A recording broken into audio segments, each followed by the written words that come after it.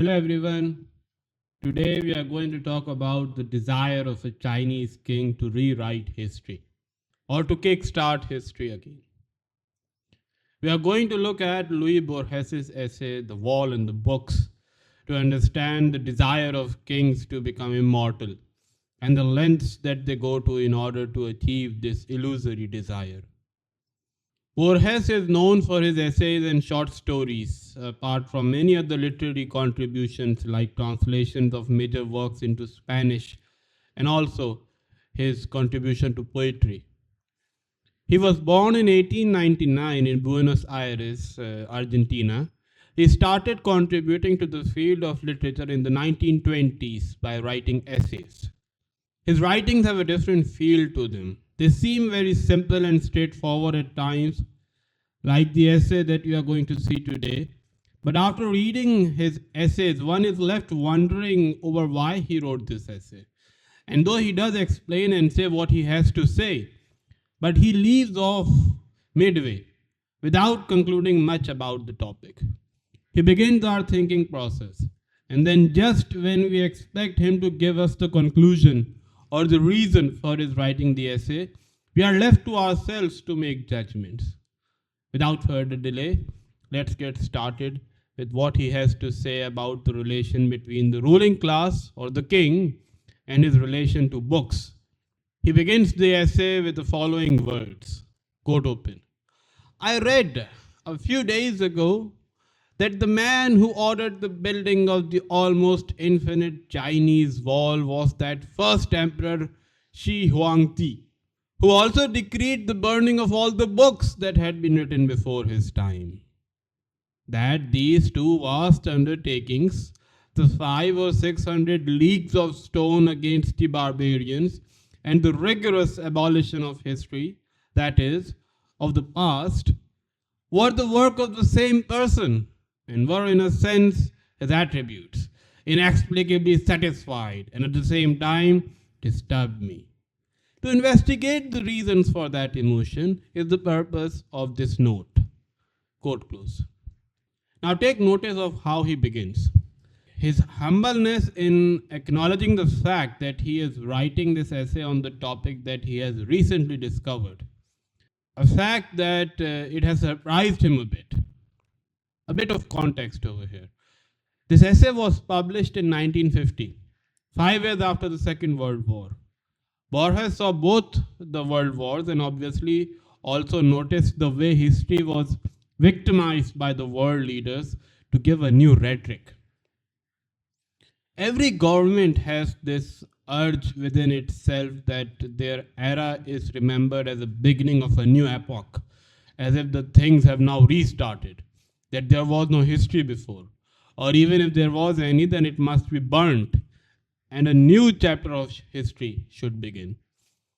This desire is not new. It was not just Hitler's, neither it is only Netanyahu's desire right now, or he would not be the last one. What surprises Borges, ironically, is that this desire is as ancient as the mind can stretch back. But a more astonishing fact regarding the history of the first emperor of China is his desire to burn the books and build the wall at such a massive scale. Borges explains, quote open, burning books and erecting fortifications are the usual occupations of princes. The only thing unique about Shi Huangdi was the scale on which he worked. That at least is the opinion of certain sinologists, but I believe that both acts were something more than an exaggeration or hyperbole of trivial dispositions. To enclose an orchard or a garden is common, but not an empire. Nor is it a small matter to require the most traditional of races to renounce the memory of its past, mythical or real. Chinese chronology was already 3,000 years long and included the Yellow Emperor and Chuangzu and Confucius and Lao Tzu when Shi Huangdi ordered that history would begin with him. Quote close. He wants us to understand that there is nothing new in his desire to start history anew. And what at first seems to be an anomaly, i.e., the scale at which the first emperor was working, is also understandable only if we can step out of the propaganda that Huang Ti himself wanted to establish regarding his grandeur. For Borges, a human, whether he be a king or a cobbler, is after all a mortal. A king has the tendency of aggrandizing his actions and wants to put a gloss on his trivial dispositions such that his reverence increases, even though fundamentally he is the prisoner of the same human condition to which a common mortal is subjected. Today, people go to the moon and see the Great Wall of China from there. The grandeur of this project seems remarkable. But what was really at the heart of it? Now, Borges tries to humanize these acts of the first emperor. Before turning on to the construction of the Great Wall, he first explains why was the emperor so enthusiastic about burning the books. Quote open. Shi Huangti had exiled his mother as a libertine. The Orthodox saw this stern justice as an impiety. Shi Huangti perhaps wanted to erase the canonical books because they condemned him. Shi Huangti perhaps wanted to abolish all the past, to abolish a single memory, his mother's dishonor. Not unlike a king in Judea who killed all the children in order to kill one child. Quote close. Human decisions are ultimately personal decisions. Self-utility guides us. We do not act unless we consider that action to have a worthy cause for our own selves. It must be remembered that no matter what interpretation we give of our actions, whatever motivations we can come up with regarding a particular action, at the end of the day, we do what we do because we think that it benefits us. Whether it benefits our vanity, our possessions, our material prosperity, whatever it may be, it surely has everything to do with us. In the same way, Huang Ti may have contributed greatly to the rewriting and unification of Chinese history, but his motivation could have been as trivial as abolishing a single memory of his mother, just like the Pharaoh ordered to kill all children so that Moses could not be born. After having explained the motivation behind burning books, Borges turns toward the lengthy description of another trivial pursuit of this first emperor that could explain the building of one of architectural wonders of human history. Quote open.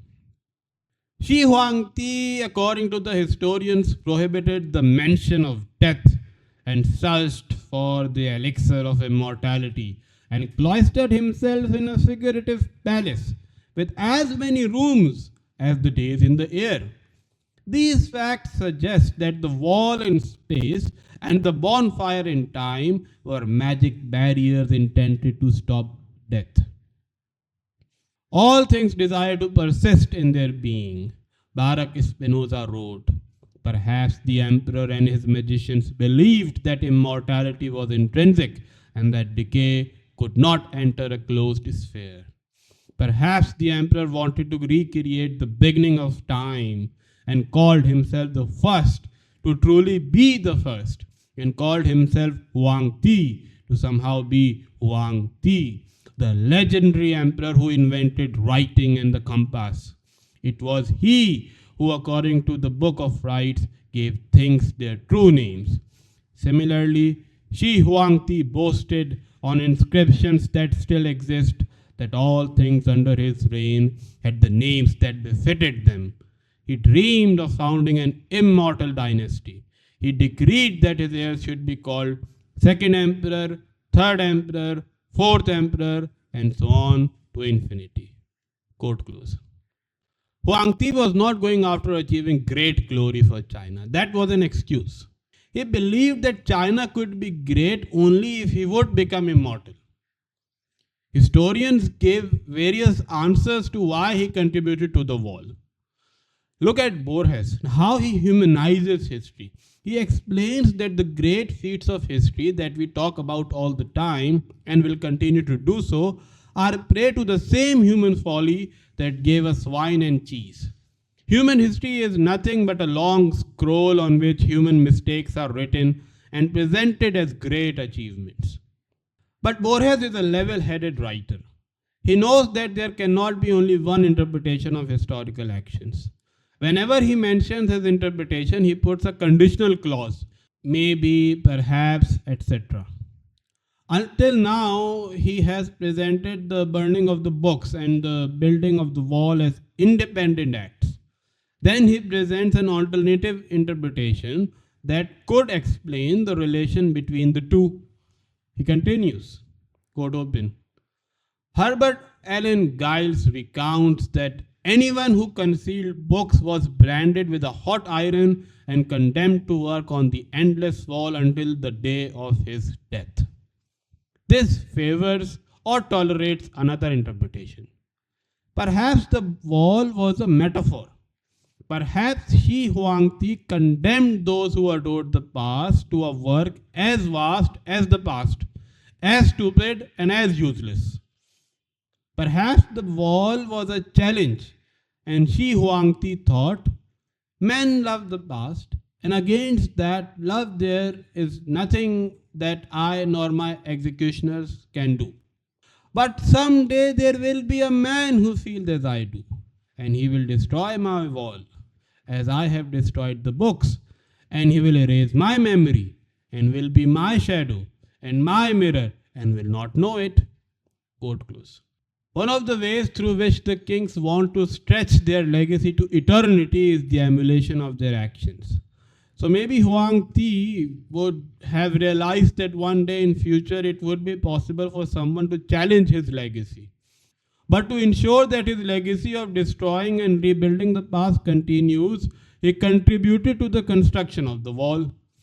Anyone who would take up the task of destroying this wall in the future would be following his footsteps. Once a historian would take up his pen to write about the destruction, he would realize the genius of the first emperor, that the wall was actually built for the purpose of its destruction. It was built to be destroyed, in other words. Borges does not labor too much on justifying his version of history. Neither does he need to do that.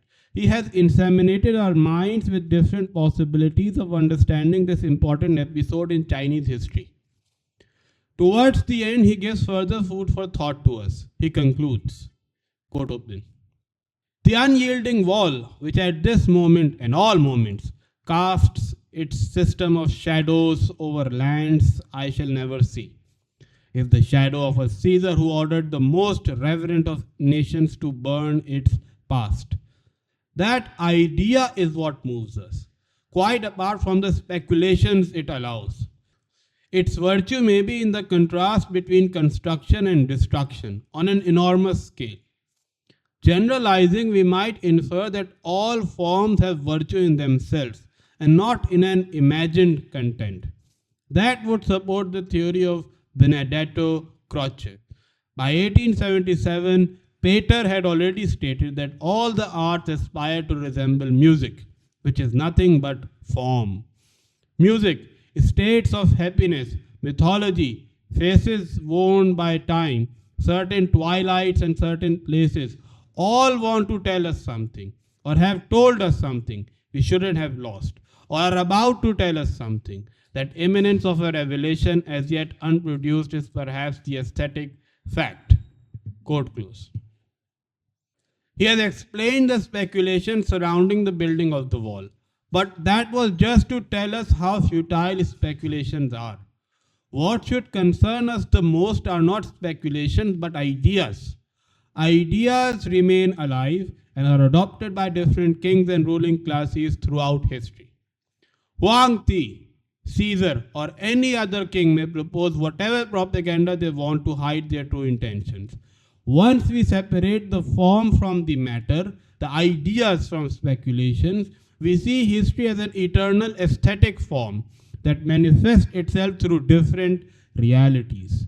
In the end, Caesar, Genghis Khan, and Huang Ti all burnt books. Period. Thank you, everyone.